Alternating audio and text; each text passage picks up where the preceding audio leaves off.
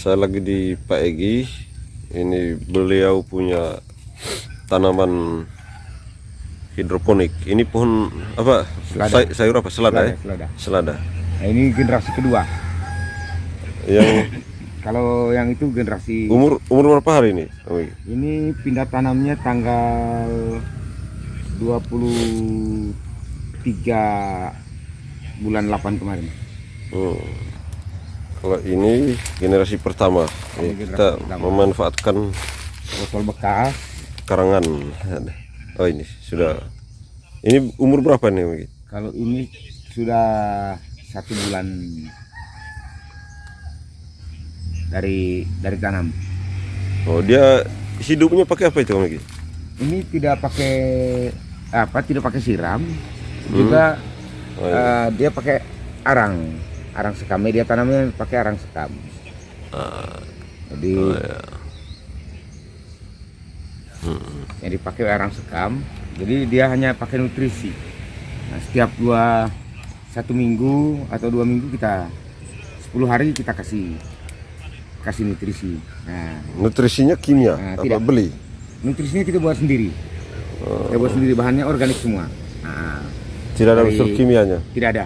Dari kulit pisang, habis itu nasi sisa. Ini di pagar saja menempel nih. Jadi ini apa yang saya mau kedepankan ini kan teknologi lahan sempit. Jadi lahan tidak perlu luas untuk bertani itu. Nah, di dinding-dinding rumah sebenarnya bisa. Iya iya. Nah, intinya kapan mulai dan mau mulai apa tidak, itu saja. Keren Om Egi. Kalau hidroponik ini yang paling mudah itu budidayanya itu tanaman kangkung, itu paling mudah. Nah, tapi bicara tentang beberapa jenis tanaman ini agak sedikit beda perlakuan. Lombok dan sebagainya pasti beda. Lombok bisa buat begini juga? Bisa. Semua tanaman. Semua tanaman bisa.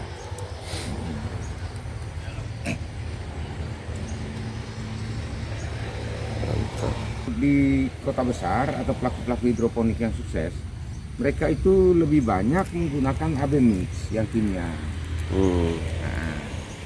Kalau saya memang dari dulu lebih dominan di organik. Nah, jadi nutrisi yang saya buat juga melalui satu uji coba. Saya lakukan riset dulu, uji coba. Nah, uji coba pertama dari bahan-bahan ini kira-kira bagaimana dampak terhadap tanamannya. Nah, terus yang berikut mana yang paling dominan dan ada dampak positifnya terhadap tanaman. Nah, itu dipakai formulanya. Nah, nanti uji coba yang kedua adalah kepekatan. Nah, kepekatan nutrisi juga saya pernah mengalami gagal. Yang pertama itu Pak Sowi. Saya tidak punya, kalau di ini petani-petani sukses dalam hidroponik kan menggunakan TDS meter, alat mengukur nutrisi. Nah, kepekatan berapa ppn per ini, tapi saya tidak punya alat itu, sehingga yang saya gunakan adalah bagaimana kita melakukan uji coba secara manual. Nah, dengan berapa mililiter per 1 liter air. Nah, dari 3 atau 5 tanaman yang kita lakukan uji coba, nah, ternyata mana yang bagus. Pakai riset. Pakai Berarti sebuah itu harus gagal berkali-kali baru. riset. Ya, memang Tapi sekalinya bagus hasilnya terus lanjut. berangkat daripada itu, ini yang kedua sudah. Gagal pertama lu Pak Coy. Pak Coy ancur. Ditambah lagi dengan hujan berhari-hari. Ternyata air hujan itu kan punya kandungan asam tinggi. Oh ini ada di atas atapnya. Waktu gagal itu sudah pakai atap seperti ini. Belum. Saya belum pakai paranet. Ini sekarang saya coba pakai paranet. Karena kemarin ini juga paranet belum lama, baru 3 atau 4 hari. Ternyata tanaman hidroponik ini juga kalau memang tidak menggunakan paranet atau peredu, maka dia mengalami suatu ketidakseimbangan dalam pertumbuhannya. Nah, dari segi warna daun dan sebagainya. Nah, antara lain kita menganggap bahwa ini mungkin hama atau ini mungkin kekurangan nutrisi atau kelebihan nutrisi. Oh ternyata setelah saya pasang ini Paranet ada perubahan. Ternyata nutrisi tidak berpengaruh, tapi panas. Nah, kena sinar matahari langsung. Setelah saya coba baca beberapa literasi, ternyata tanaman selada ini dia punya untuk sinar itu tidak boleh lebih dari 8 jam. Dia memang butuh sinar tapi tidak terlalu panas. Nah ini yang saya lihat di tanaman selada. Beda Ini kan matahari kan bukan hanya dari atas Pak. Ini ya, mungkin dari samping juga bisa dibuatkan ini tuh. Ya dari samping juga bisa. Maksudnya keliling pagar jadinya. Ya. Kalau itu terung saya juga cuma pakai biopori. Jadi biopori itu saya pakai sebagai media untuk masukkan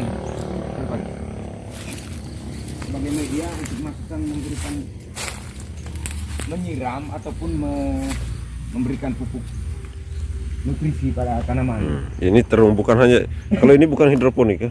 Nah ini bukan. Kalau di terung ini kita ini biopori. Nah jadi ini sebagai media untuk pada saat kita siram ataupun memberikan pupuk lewat sini saja. Setiap pohon harus ada itu ya? Ya, makanya di pola tanamnya satu di 40 kali 40 itu dibuat segitiga. Nah, segitiga baru tanam satu biopori. Supaya tidak siram langsung. Supaya tidak siram langsung sehingga dia disiram pada apa? Pada iya. Botol-botol aqua yang ada nih. Iya. Nah ini. Dia masuk langsung ke tanah. Ya, karena sudah ada lubang. Nah, jadi dia langsung resap. Ini organik semua. Ini umur berapa?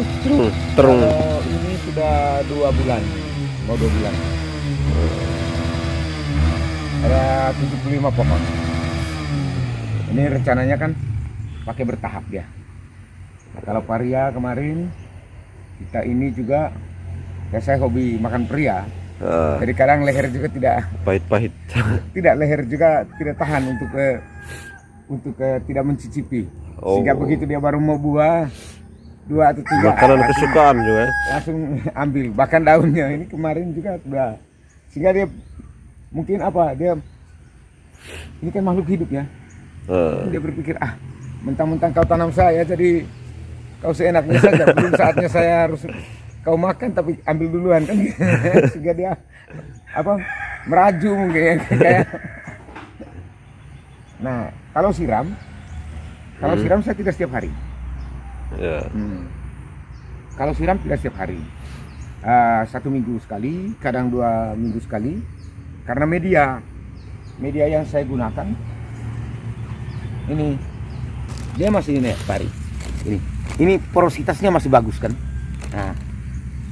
Nah, padahal ini sudah 3 minggu tidak pernah siram karena media tanam.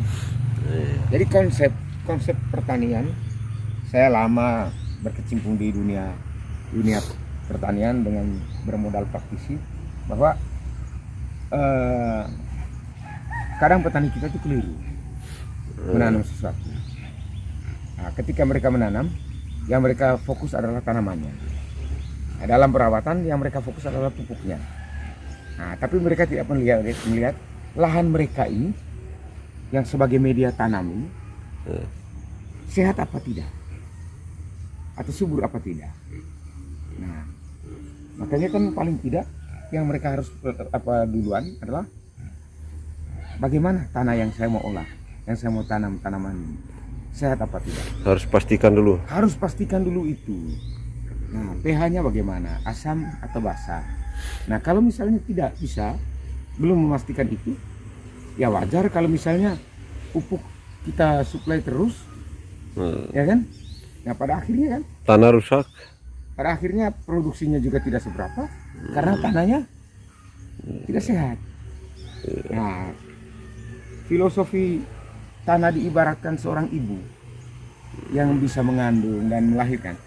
Mungkin itu pas. Bagaimana seorang bayi bisa sehat kalau memang seorang ibunya kek, kan gitu.